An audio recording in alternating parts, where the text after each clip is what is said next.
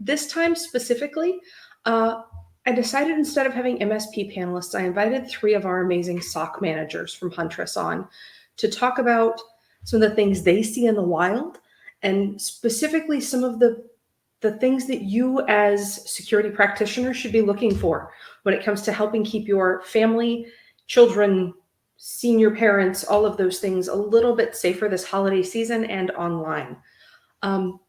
For those of you who are attending, just for the handout that we talked about, in the handout section, these 3 gentlemen put together the most amazing online security checklist for children.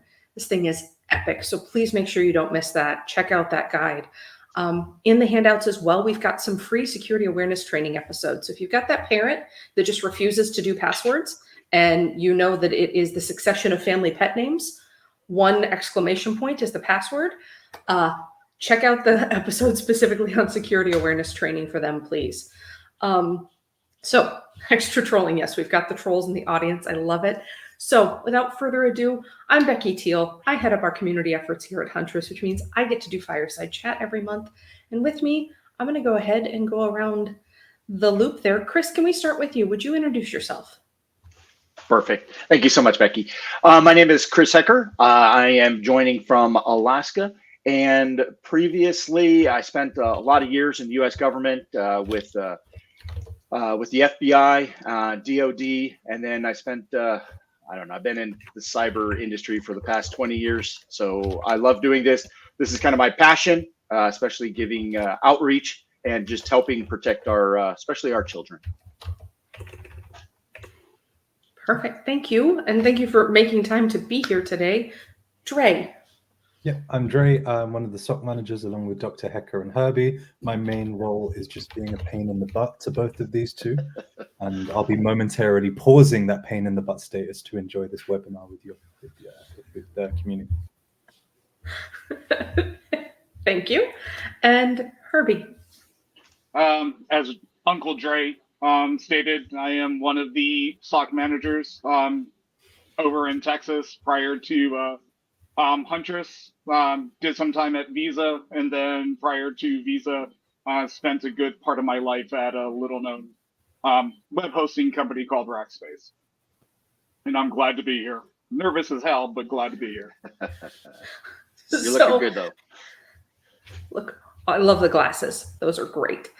Love their Huntress teal. I appreciate that. So as you can tell by just the intros alone, these guys have a massive wealth of knowledge. So if you want to hear horror stories, if you want to hear some of the behind the scenes stuff, these are the crew to ask. So we'll start with our outline, but if you guys pick up on some things that you really want to hear about, we will absolutely pivot as needed. But if we can go ahead and put up our poll. This is a very simple poll for you guys. It's a yes, no, because it is a week before Christmas. Do you think the average person in your life has a basic understanding of online security? Not thinking of necessarily the people in your office, because I would hope the answer would be yes there, but the rest of the world. And we'll go ahead and kick it off with that. So gentlemen, around the horn, do you think that the basic person or the average person has a basic understanding of online security? If they're anything like my parents, absolutely not. I mean, God bless them, but phishing and social engineering, especially with the older folks in our lives and whatnot, has proven to be somewhat of a pain in the butt for me. So, yeah, a lot of time has been spent over Zooms and whatnot trying to fix stuff. So, yeah, that's Chris, Dre. I think the younger generation has a good understanding of technology. I don't think that they understand the full consequences of their actions that they can take with these little teeny devices.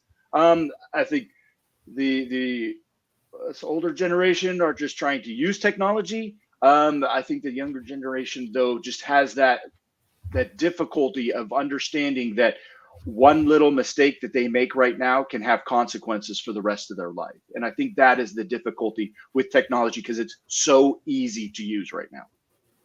It's worth also, if we were being charitable, security is at the forefront of all of our minds because we're in the industry.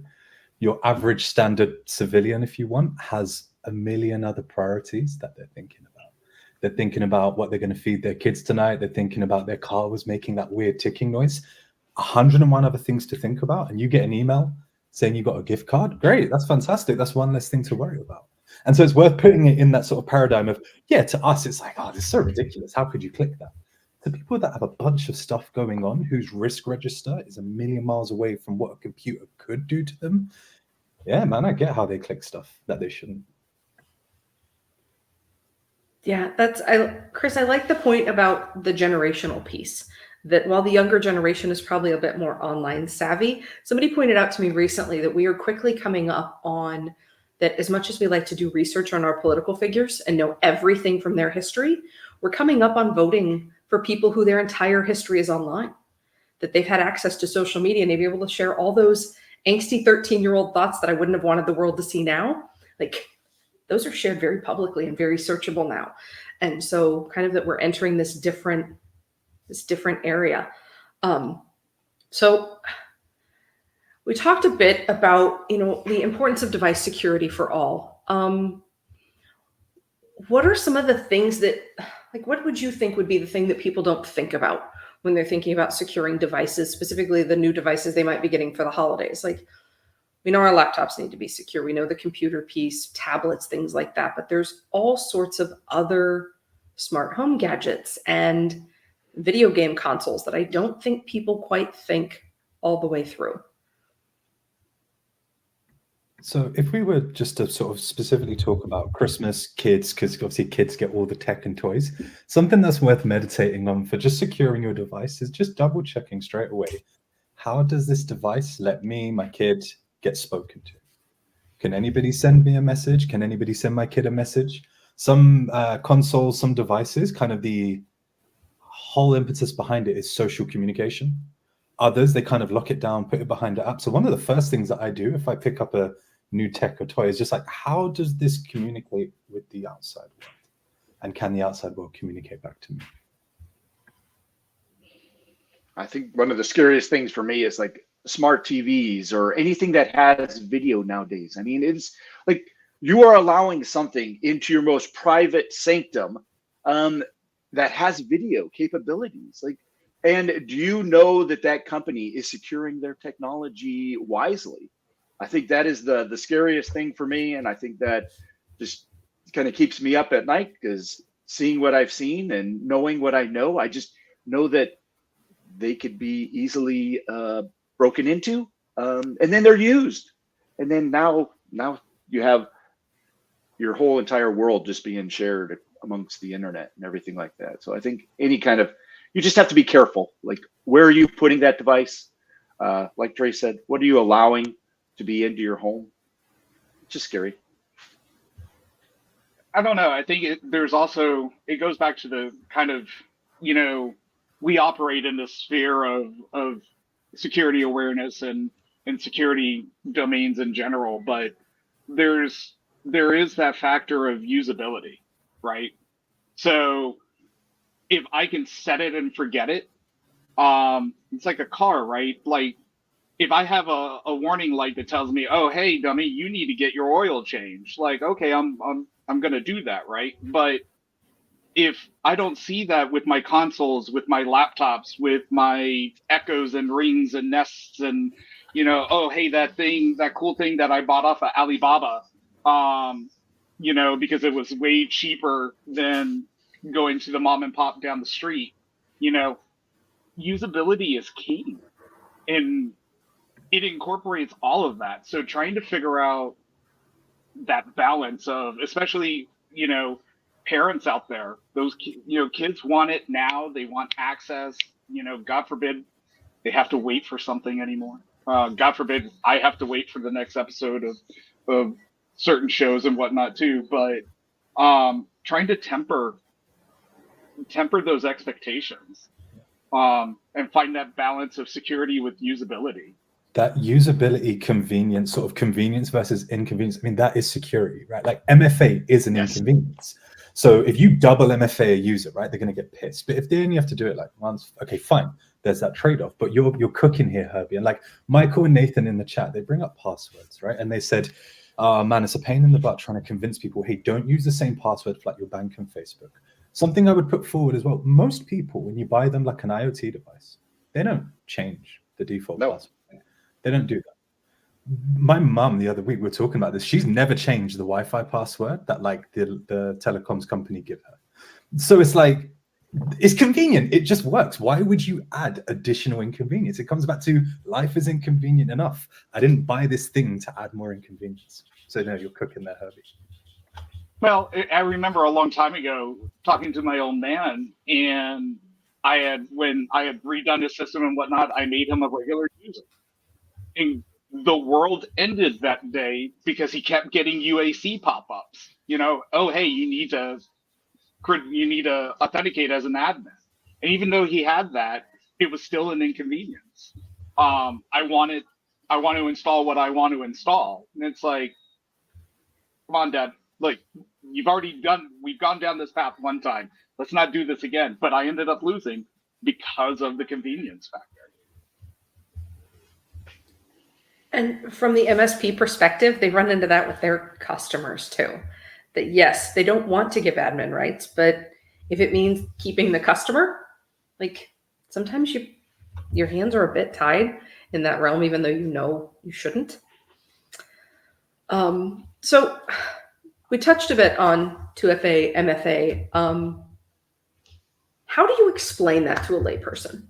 Like if you had to explain it to your Aunt Mildred sitting next to you at Christmas dinner, how do you explain why getting into her bank is that much harder now?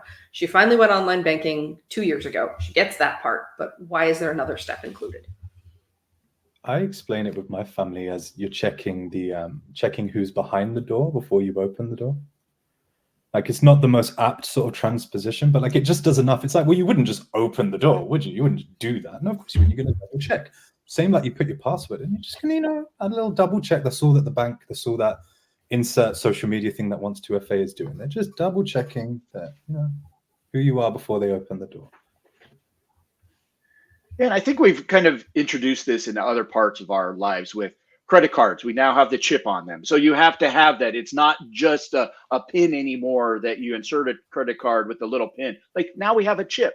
Like we've introduced this into other areas. So if we just say, this is why we're doing this, we're just adding one more layer. Yes, it's a little bit difficult, but it makes it that much more secure for you and the rest of your family. And like that's all your money. You would definitely want that to be secure. Like that is your life savings potentially that you're trying to secure.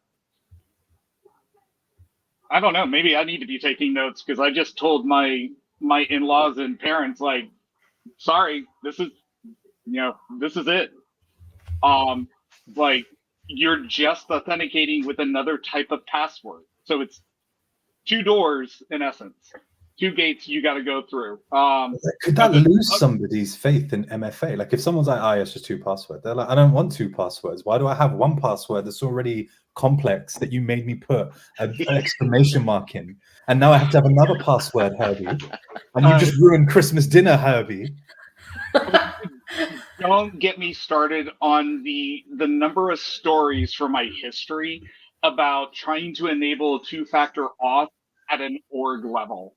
And what seemed to be something that would make sense because account takeovers, ATOs are a thing in this industry.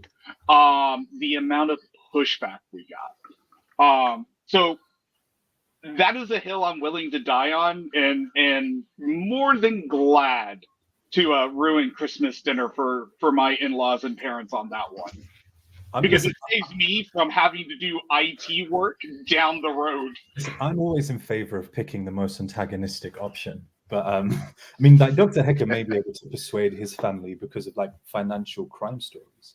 So if he's like, hey, add this one little thing and it will stop this story and this story and this story. I don't know, Dr. Hecker, is that how you get your family to conform? Well, no, I absolutely do. So I had a buddy of mine, one of his employees was hit with financial crime. And this person's account were totally wreaked havoc. Her credit is down the toilet. It's going to take her over 2 years to get her credit back after having her entire life flipped upside down because of this action. So I think this is the problem that we just have to explain. Like, I don't think people fully understand. I mean, there's movies that are coming out that kind of have a little bit more cybercrime to them, but cybercrime is a business now. Like, they're gonna pull out all the stops to try to make sure that they hurt whatever business, whatever person is behind the other side of the screen. So I think that is going to be the difficulty. Is we just have to say this is the way that it is, and I've seen the bad stuff. So you need to make sure that you're secure. If you want to keep using online, like if you want to go back to paper and storing your money underneath the mattress, that's a whole another story that we could talk about. But if you're going to do it online, IRS will want to know. No one answer or say anything like to incriminate themselves. This is being recorded, just FYI. I had to write my first check last week to put a deposit down on new kitchen cabinets. I haven't written a check in 5 years. And I was like, I had to think of how to do it. I had to write it twice because I did it wrong. It's not something I do that often. So it was like, I still have a checkbook. I had to find it. But, it's just it's kind of a loss, that old paper. We rely so much on the convenience piece. So let's start the family fight then, even before we get to the dinner table. Airport Wi-Fi. Oh, sweet mercy. Oh, God. Oh, God. So I just want to give a quick. So I've noticed that people will do this the minute they get somewhere that has like the possibility of free Wi-Fi. They lose all patience. They act like feral animals and they will lose their shit like publicly out loud to be like, "Where's the free Wi-Fi? Why do I have to give an email?" And it's like, brother, like, why are you doing this? If a random person in the street just said to you, "Here's some water," you'd be like, "I'm not drinking." You'd throw it away. But yet, when it comes to Wi-Fi, people literally, it's like a gasp of air. They're like, to try and connect. It's wild. Well, it goes back to the convenience factor. I was at the doctor's the other day, and it's like, I'm sitting there trying to talk to you all in Slack, and I'm like, why the hell is my phone not connecting? Oh, I have no Wi-Fi. I have no 5G either, and I'm definitely not connecting to Wi-Fi.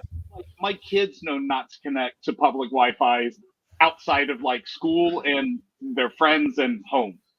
At least I hope they do. I'm just going to continue to lie to myself that that they are smart enough not to do that. But it boils down to the convenience factor. Like, I'm sitting there idle.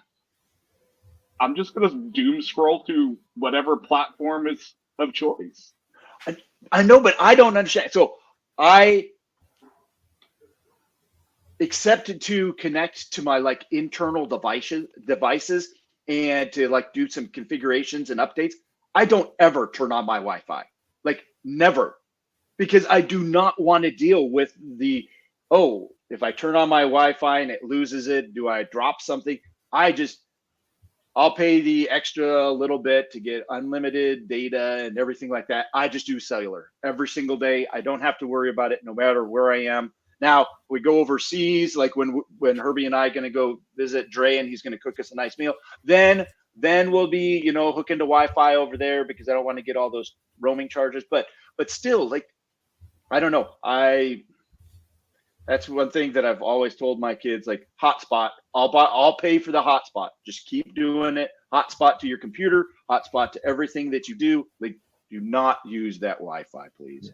So Jeremy put in the chat, anything that's not your home net is PvP. And for folks that aren't too sure what Jeremy means there, we're just going to over communicate. So the reason we're suggesting don't connect to hotels, don't connect to airports, is the minute an attacker is also connected to that network, your device is up as a target. And we're not going to get too deep in the weeds, but essentially defaulting back to what Dr. Ecker was talking about there, mobile internet and or a hotspot, that just takes you out of the attacker's sort of range. Right? Unless you then do something extra stupid, like go on like Russia.ru or something like that, you're just not going to get compromised. But joining up to an Wi-Fi that you don't know, that you don't control, and there's two ways you can think about this. One is an attacker just running Nmap until they find something they want. That's one way. The other thing that a lot of folks don't consider, a lot of access points are compromised. A lot of Wi-Fi devices themselves are compromised, right? So now you've got two things to worry about. A dipshit who's running Nmap waiting to like get in, which probably won't happen if you're using like a phone. But if they control the access point, actually now you're in trouble. So that's something worth thinking about. Just don't do it. Just don't do it. Why risk? But I like what Michael had to say, that free Wi-Fi is a scam. I told my family if it's free, they're selling your info. Like, we talked in prep a little bit that nothing in life is free. Dre, now's the chance. So you don't have to be gentle. We won't be gentle. So something that's worth considering, and we were talking about this in the context of teenagers and teenage boys. Okay. Teenage boys are able to get around your security defenses, and that brand new device that you put parental control on those things on, that'll work for like your 5 and 7-year-olds to maybe stop them for a bit. But like your teenage boys are going to figure out how to access all kinds of things. Now, I'm not here to be the morality police.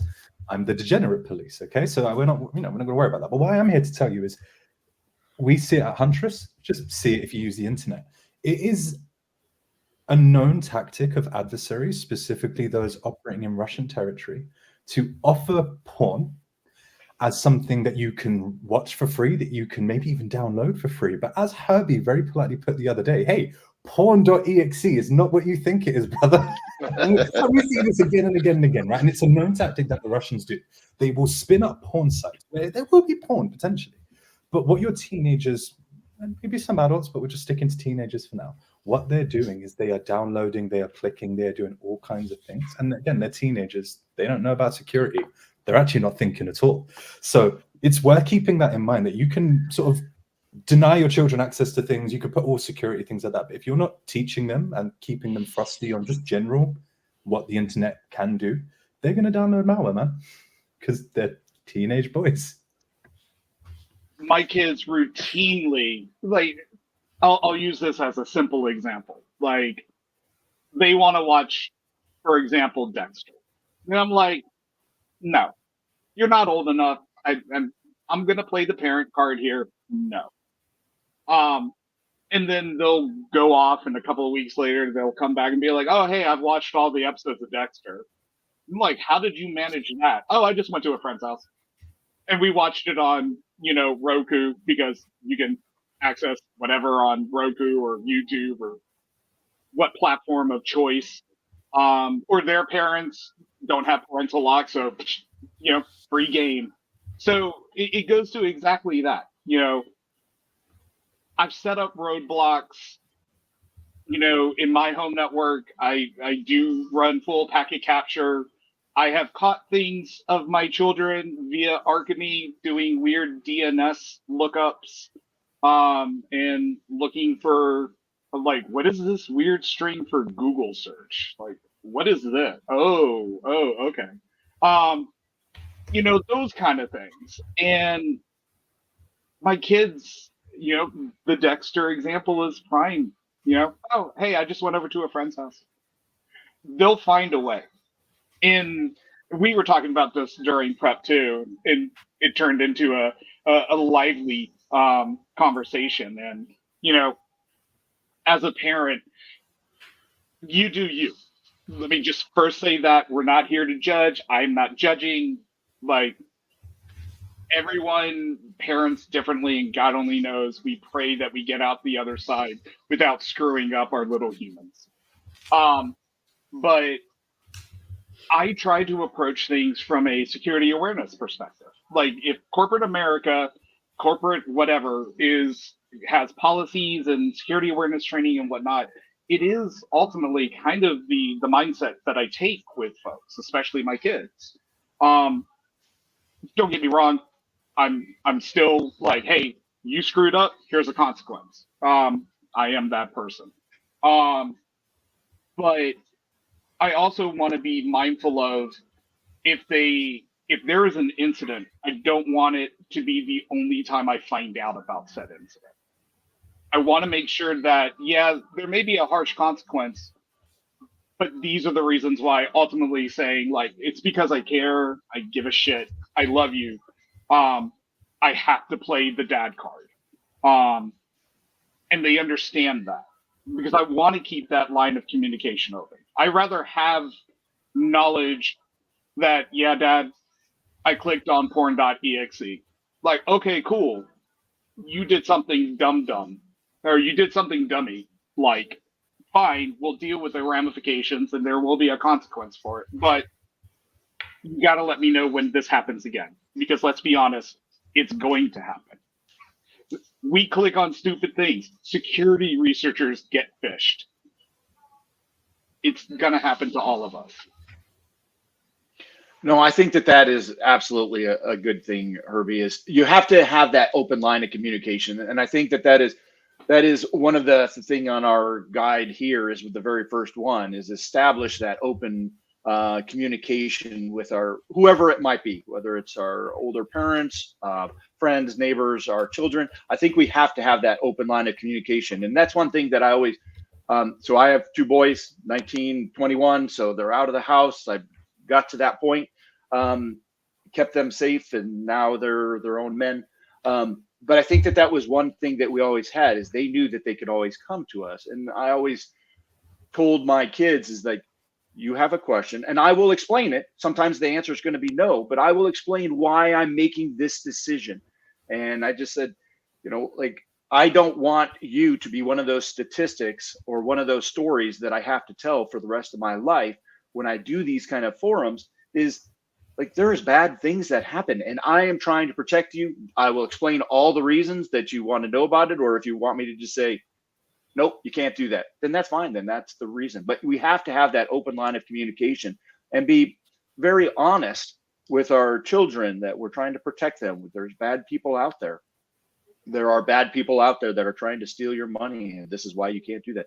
But I think that that is one of the number one things that I learned as a parent is just try to have that open line of communication with them, just to help them understand, because they're going to need to make decisions. And if they don't have the data to back it up and the reasons, they're going to go to their friend's house and just do it. But if they know why we don't want you to see this kind of material, why we don't want you to surf these kind of sites, because I think that's one thing that I've told a lot of the students when I go out and talk at high schools is like, do you understand that the actions that you take on your parents' computer can devastate them for the rest of their lives? Them going and getting that porn.exe and downloading it to their parents' computer is now malware on their parents' computer that a bad guy can get into, steal all their financial information, steal all their personal data. And now your parents are devastated for the rest of their lives because of an action that you took on your parents' computer. So you have to be, if you're going to use this kind of technology, you have to be grown up when you use it and think about those consequences, because it can have devastating consequences to you and your family. It's also worth what you said there about consequences, Chris, and that you obviously know a lot more having investigated the darker side of this, but like teenagers, coming back to that again, but even sort of younger children, like it's not explaining stranger danger. You know that it's usually actually not stranger danger. It's the people around you. It's other children at school. It's having cameras on your phones. It can lead to all sorts of things. And it's probably not worth us going in too much detail, but it's about, I think sometimes folks are busy conjuring boogeymen. It's probably, you know, there are boogeymen out there, but it's actually more likely to be your friends and people in your social group who will send things to you, who will ask you to do things. And the best thing you can do with your kid and your phone, and my mom used to do this, it was let's just go through this phone together. Let's just go through this phone together. And there was no judgment, no admonishment. It was learning opportunities. And, you know, I talk to my mom now and she's like, oh yeah, I wanted to whoop you for insert thing. Right? Like she tells me now, but at the time, as much as she wanted to, she didn't. And yeah, like I'm seeing people in chat be like, oh, listen, man, teenagers don't care. Like teenagers have impulse peer pressure. And it's exactly that. And I think that's why like devices can only do so much so you under 10, like, yeah, they're not going to change that. I remember getting around stuff by just changing DNS back in the day. It's like your 10-year-old isn't going to get around that, but like your teenager is. It's about instilling in them knowledge that like, it's not just Russia, it's not just friends at school, it's also companies. So something that we should meditate on is, as you're getting these new devices, as you open up your laptop, there may be relatives who are going to be like, oh, this is fantastic. I just got a free subscription to insert thing. This isn't just specific to teenagers.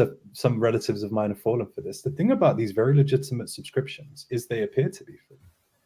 And they are free as long as you cancel within a month, within 2 months. And I've seen it again and again and again that folks don't realize it. And because of the way you can link up sort of like an Apple ID, if you're not savvy, if you're not paying 100% attention, you don't know how much you're paying for that subscription every month. And so this is sort of taking us a little bit away from the darker side of cybercrime and just talking about straight up exploitation from legitimate vendors. I mean, I don't know, what do you guys think of that? I'm sounding quite conspiratorial here. No, I mean, we see this every single day. What is fake inbox or fake QuickBooks all over the place, fake 365, Office. Like, we're seeing this all the time is people trying to get something free, whether it's, going back to the porn or moving on to other things with your computer. Everybody's trying to get something for free. And it's not going to be for free. I mean, that's kind of how we started this. Free is not free, and it's going to cost you something. Kind of going with what you said, Dre, is that if you hook up your Apple ID and you allow your kids to just kind of click away and buy stuff, like it's been hundreds of thousands. I think one of our friends' parents, they opened up their bill and it was $1,000 because their kids had just kept buying stuff through their video games. Like $1,000 in 1 month had been racked up because of that. And it's not free, but the kids hadn't been educated, and we can go on to the parent. They don't understand. It was Minecraft, like way back in the day. But they do it on purpose. Like Michael's talking about that with Apple Bills signed. But I want to note again, coming back to my conspiracy theorist, put the tinfoil on. Some of these companies use UI to enthrall your children into pressing things, saying, "I want more gems for this game." This is not an accident. This is by design. Right. And yes, they've had to add particular obstacles now. Like, with Apple now, you've got to double click some shit. Your kids will figure it out, man. My niece and nephew will regularly come up and just be like, stay still and like scan my phone. So it's worth keeping Frosty for this as well. It's not just the boogeymen. It's not just cyber criminals. Legitimate companies and vendors are trying to extract money from your pocket. So unfortunately, yeah, you're not just going to have to teach your kids about the nefarious side of sort of cybersecurity. You're going to have to teach them also about how to stay frosty for these kind of things as well. Well, that's just like going to the car dealer. I mean, that's a beautiful, nice red car, and it only costs $70,000-$80,000 a year, and they put that right up front because that'll draw you in. Like this is like the oldest time. This is advertising. The whole advertising industry. If I drink that drink, I will look like that. Well, I'm going to buy 10 because I need to look like that. It's the same thing on the internet is people are going to click and, the AARP link that'll help me save $1 million or insure this or do whatever. Like they're going to click it, and they're having those advertisements that are out there for everybody, and they're going to try to sell you something. So, and you just have to be aware of what that is, and you have to look into it, whether it's legit or not. Like, is that a legit link? And that's that, like the conspiracy theory of that company, Dre. Like, is that legit, or is this the Eastern Bloc trying to take us for another couple $100,000? And it's worth just meditating again. Like, you can secure these things with particular devices. So like the Nintendo Switch, you can add settings so that you have to add a password on when you want to make a purchase, or you have to do things through an app. I'm pretty sure for the PlayStation, there's something quite similar where I may be mixing this up. There's either a setting that says, all right, if I sign in and purchase something, let me purchase something else without putting my password in within 30 minutes. Just unclick that. Like just unclick it. Just do it, man. It's just not worth trying to wrestle your money back from these companies. It's easier. Just add that setting. You're inconveniencing your kids and yourself for like 30 seconds and potentially saving yourself a lot of money. Or it goes back to, because God only knows I've done this numerous times, like, oh, hey, I want to play this game. Yeah, I'll sign up, and I'll put the reminder on Gmail to, remind me to cancel it in 30 days. And, oh, yeah, with all the other alerts, click. And a year later, it's like, what the hell is this $5 charge? Like, what the hell did my kids spend? Oh, hey, that was me. I'm the dum-dum here. Shit. I'm writing a reminder to myself to cancel that Sling subscription I signed up for last night to watch a football bowl game. Thanks. Yes, did that last night. Crap.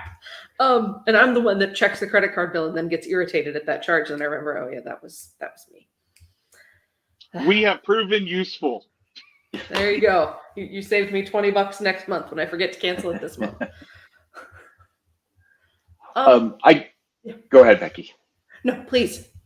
I guess I just wanted to bring up about creating that online safe environment, whether it's for your kids or for your elderly parents or whoever it might be. I think one important thing that we kind of talked about a little bit yesterday is our kids want to try new things.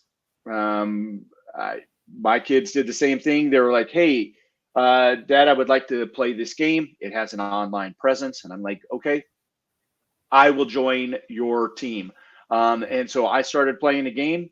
They've since left, like kids do after a few short years. I'm still playing the game because I'm getting really good. And I spent a lot of time doing this, so I keep playing. But I think that is one important thing that we need to, as cyber professionals, is that if we're wanting to protect those around us, we're going to have to put in the time and the effort to sit down with our children, say, okay, you're going to use this new program that you downloaded that does these things.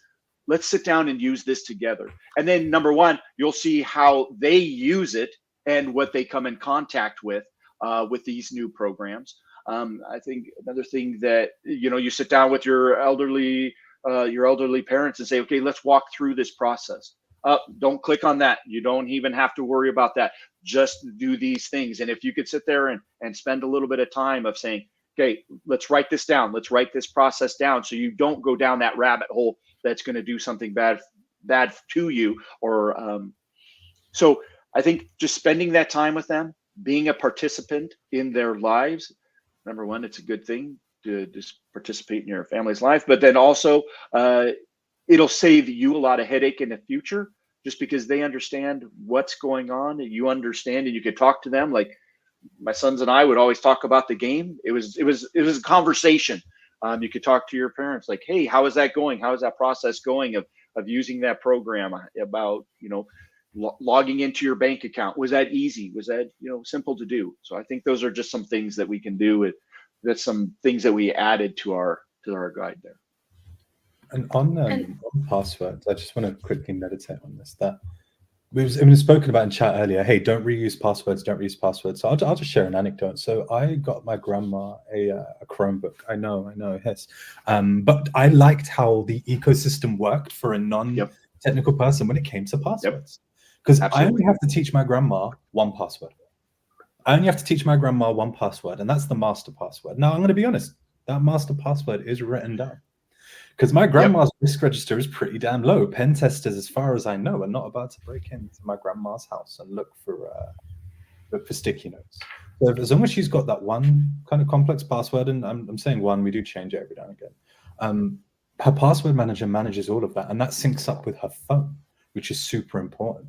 So when you're setting up your devices, and someone mentioned it earlier, don't use the same password for all of these. Yeah, don't do that. But have a think about your password manager. Have a think about how your password, we're not advocating for particular programs, but have a think about, does it work on all the devices you want? Does it have a licensing limit? Jan is saying, hey, take away admin permissions for your elderly parent and make sure that only you've got the password for admin. That work. That worked just fine until you might forget that password, which I've done before. Or you have a father like mine that just screamed and kicked until the CEO, because we've all been there, CEO wants his admin creds. He needs them, she needs them, whatever the excuse is, right? Same concept. My dad was like, nope, I bought the damn thing. It is my device. You set it up based on what I tell you to do. Can't win that argument. Fine. And it's important that I'm a big believer in it's very easy to infantize the elderly. And yeah, it usually always is someone's grandma clicking something, falling for the Nigerian romance scam and things like that. But it's also like folks generally of all ages don't want to do things if they feel undignified as part of that conversation. And so it is partially about restoring dignity to people, or maybe even empowering them. And I mean, vendors do this in our industry. They use fear. Whereas I found, so my grandma used to be a phone operator for the switches, not Nintendo Switch, but like phone operator, right? And so I tried to find analogies there, like, hey, you know how you did that, and you had to make sure that, trying to just restore a bit of dignity that way, rather than lead with this sort of, oh, you don't know what you're doing, and it's hard because they push our patience. And it's, to me, it's about the discourse we use. This whole, the user is the weakest link. Like, yeah, I get that, but computers exist for people, so how can we be the weakest link? If my one dumb action brings down a whole corporate network, am I the dummy? If my one action leads to my whole bank account being sort of, what's the word I'm looking for? Like withdrawn clean, like, sure, like I'm a dummy, but like, is that really my fault? And like, we were talking about this before, Chris, but legislation that exists in favor of financial institutions and not usually individual citizens and consumers. What I mean by that is, usually if you make a mistake, your bank can be like, well, the legislation tells me I don't actually have to give you the money back. The legislation doesn't exist to defend you. And Dr. Hecker's more of an expert on that than I am. And that this goes beyond just the phone or the internet of things now. It's I had an aunt a few years back. She's since passed away, but she had dementia. She gave away the majority of her retirement fund to an IRS phone call. And every time that family would think that they'd solved the problem, she'd answer the damn phone again. Like, we couldn't take her phone away. She lived by herself. But, come to find out later, the amount of money she gave away ended up losing her house. Like, it's not just online. There are other types of threats out there that helping make family aware, especially to your point. It's not necessarily an age thing. Some of it is just lack of access to technology. Like, not every group in our society uses technology as heavily as we do. So making sure that as a whole, we help people understand the IRS isn't calling you. FedEx is not texting you about your lost package. To just be, and if they are, like, go to their site, like, please don't click on a random text. Just making sure that we're educating and using stories to educate, not fear, uncertainty, doubt, and shame, more importantly. So thinking a bit about, we talked that some of the threats that we at Huntress see tend to be seasonal. The gift card scam, helping to explain to your family those pieces. And we became programmed to use QR codes for a long time to look at menus at restaurants. Like, how do you help explain to people that thing that we implemented to help as a convenience factor is now a threat vector? Do you have any words of wisdom on how to help people understand why those things are dangerous now?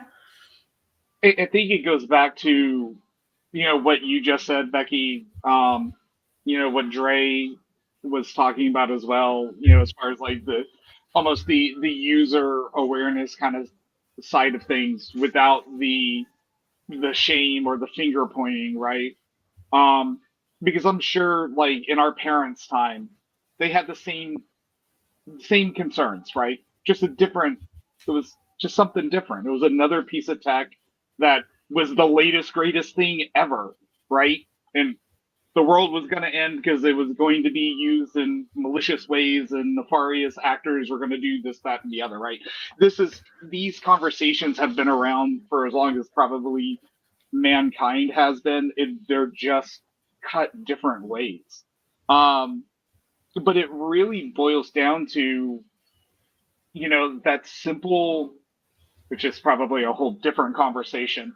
But the simple act of having that conversation, not blaming anyone, and just, talk at their level, whether that's, your 80-year-old parents or your 16-year-old kid, right? You talk at their level and you explain to them, hey, this is how it can be used for good things. This is how it could be used for bad things, right? I mean, for the longest time, we grew up thinking that only bad guys wore masks going into stores. And then Corona happened. And now, I mean, granted, like, fair good amount of Asian countries wear masks because of pollution or whatever. But here in the States, you know, that norm all of a sudden, like, oh, everyone and their mother is like wearing masks and whatnot. Like, so there's a level of education that needs to happen. And you talk with them, not at them. And you talk with them at their level so they understand it. And I think that that is a very good point there, Herbie, is like, it's going to be a constant education, whether it is on a parental side, because the technology is going to change. I mean, how many apps have changed since MySpace, back when Herbie was a kid? And so like, there's a lot of apps that constantly change. You have to change with that. We have to try to understand, if we're going to be the tech people in these people's lives, or we're just consumers, we're going to have to understand the ramifications of, what does this app do? Where does that data go?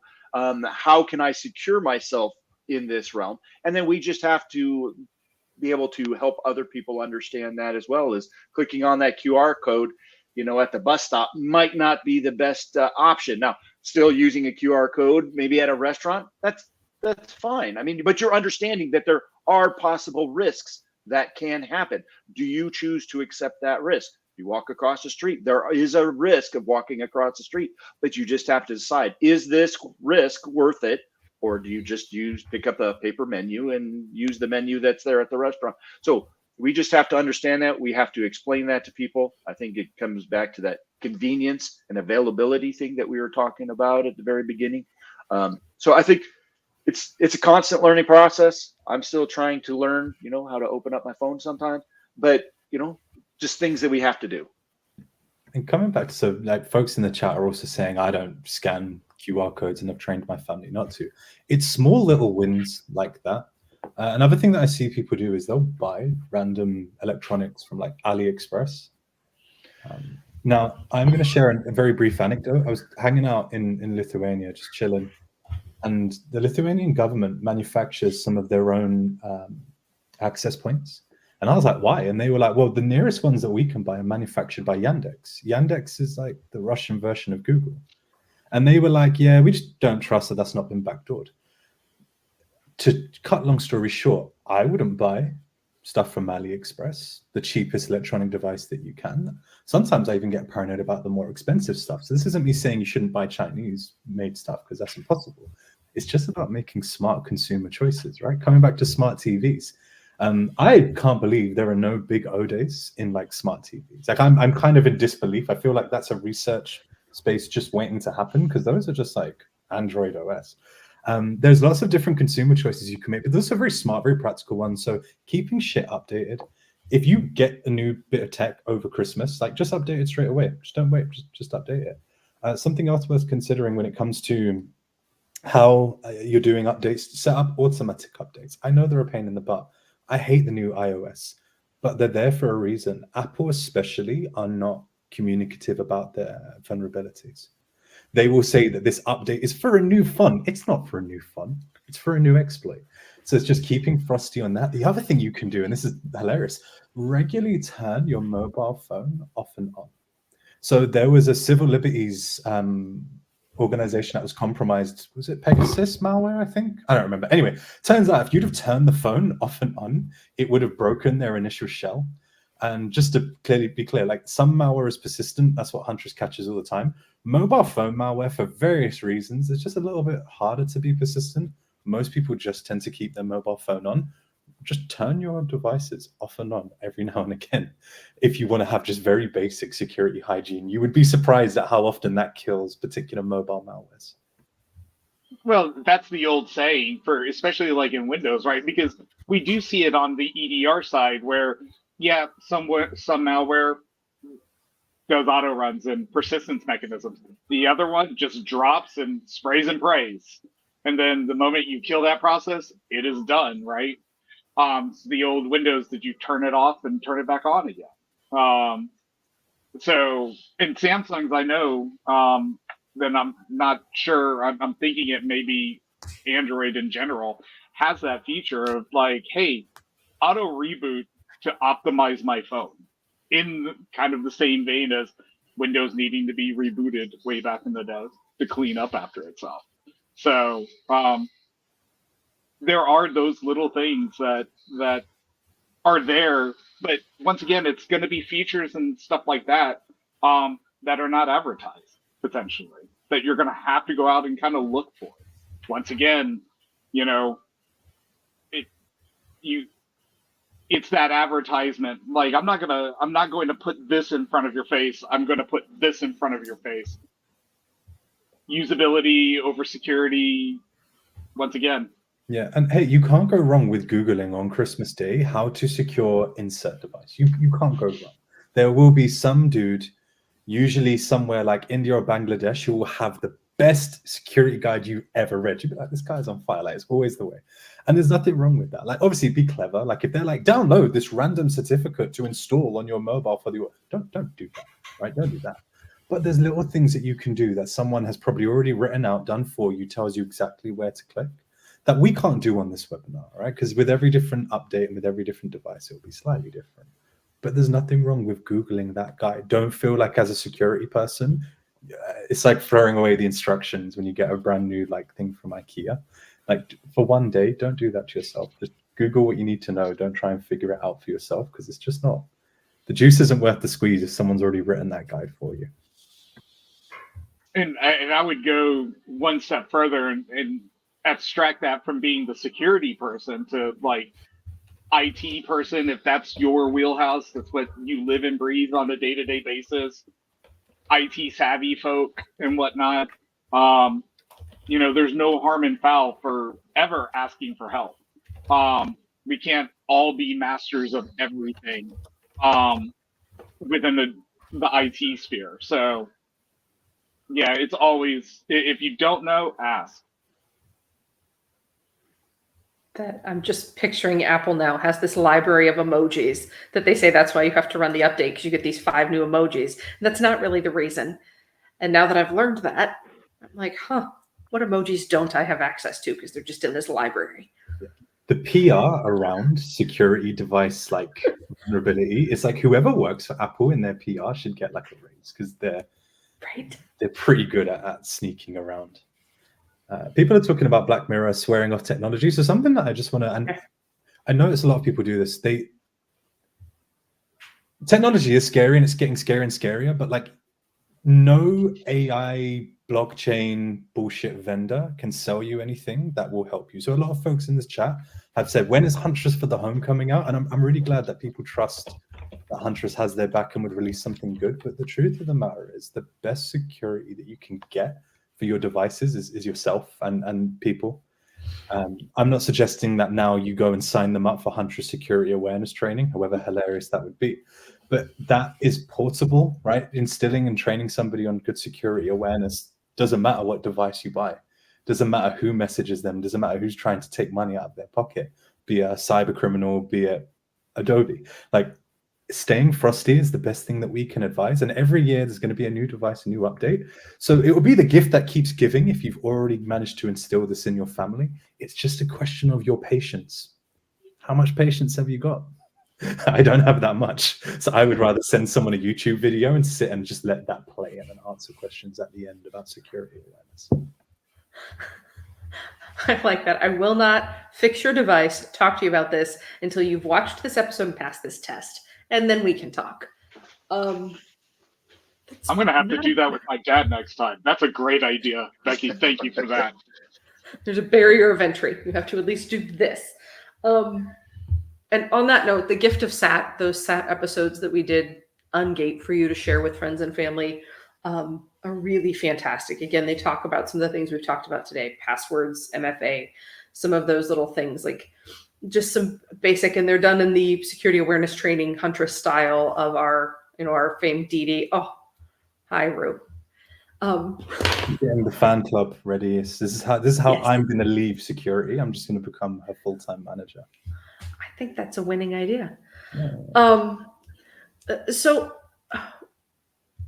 audience out there, any questions? Anything you want us to end on, and before our parting words for you today? I think you've been kind of asking, and we've been answering as we go. But please take a look at that guide. It is really fantastic. It talks about. They even went so far, everyone, to talk about cyberbullying, how to have a bit of that conversation, and just some of the pieces and parts that you should really be aware of when it comes to security. We called it for children. This also applies to those where they even remove age, those less technology savvy folks. That even having some of those conversations, knowing the security settings, those pieces become really important. And maybe for 2025, we can look forward to a world where we stop seeing, unpassword protected devices and people leaving their laptops open on airplanes when they go to the bathroom. People are wild on planes. I don't even want to get into that. That's a whole different thing. But hey, we've got some questions. So Nathan, and I think Herbie, you'll be a fine gentleman to answer this one. Recommendations for home firewall solutions. Oh God. Thanks, Trey.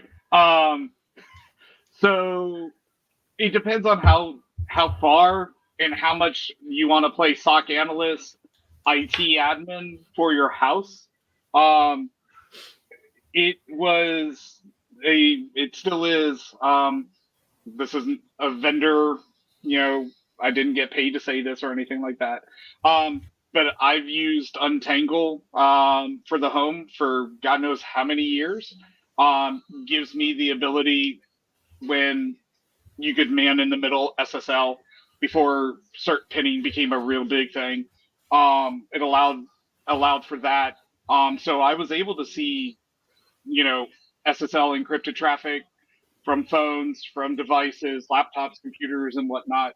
And it's a full stack, and there's a learning curve to it, like anything.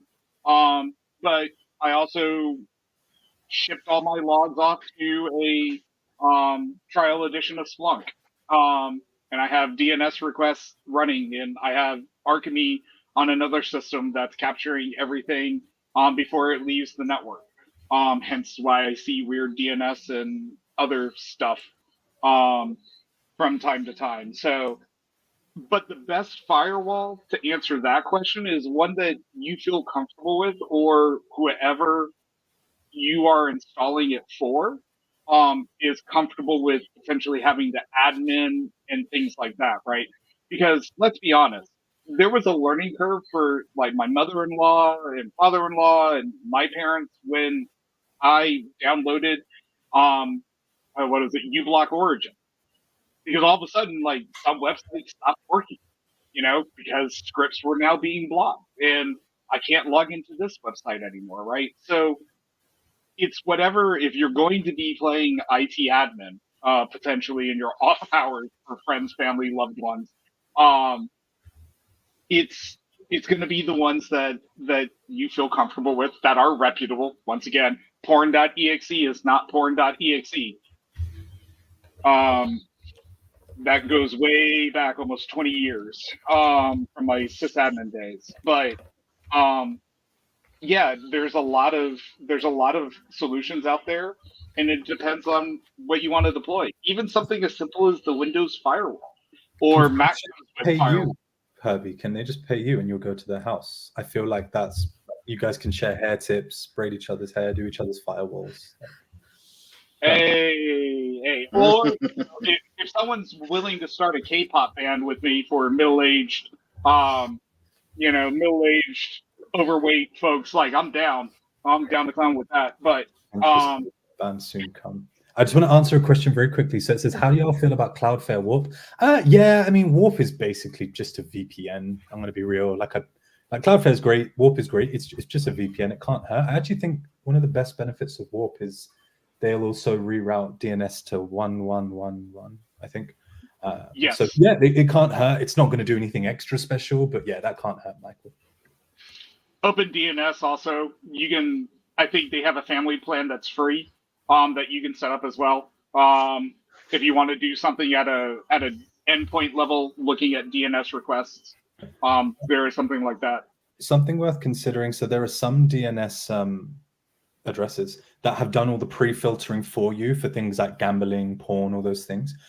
Keep in mind your DNS can be set at 2 levels, obviously the gateway and then the device. Just set it at the gateway, it'll be fine. Or just do it on every single device if you really want to. But like just those, it's like a really easy win that will help your under 10s, not your teenage boys. Your teenage boys will find other ways, but your under 10s, that will probably stop the bad things. So thank you so much, Chris, Dre, Herbie. Thank you for your time, especially for the effort. You guys have worked on that guide for a long amount of time. Thank you for doing that for our Huntress audience. Thank you to all of you who've joined me throughout the year for Fireside Chat. We'll be back in January with another great episode, so please be on the lookout for that. And I hope you all have a safe and fun holiday season. And worst case, I guess you could turn the IT questions into a drinking game with your family and and see where it goes. But hope you all have wonderful. If you're traveling, stay safe, and we will see you again in the new year. Thank you so much. Thank you, everyone. Stay awesome. Thank you.